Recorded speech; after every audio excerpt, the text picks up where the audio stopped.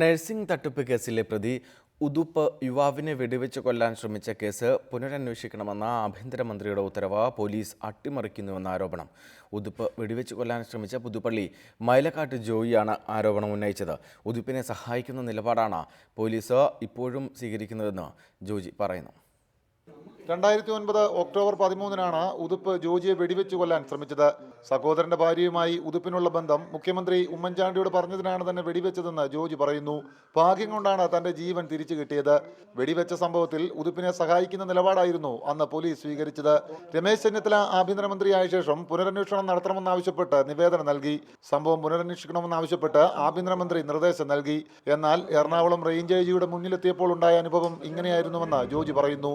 ആ ഉത്തരവുമായിട്ട് ഞാൻ എറണാകുളം ഐജിയെ ചെന്ന് കണ്ടപ്പോൾ എന്നെ ഇഡിയറ്റ് എന്നാണ് അങ്ങേരെ അഭിസംബോധന. പല പ്രാവശ്യം എന്നെ ഇഡിയറ്റ് എന്ന് വിളിച്ചു.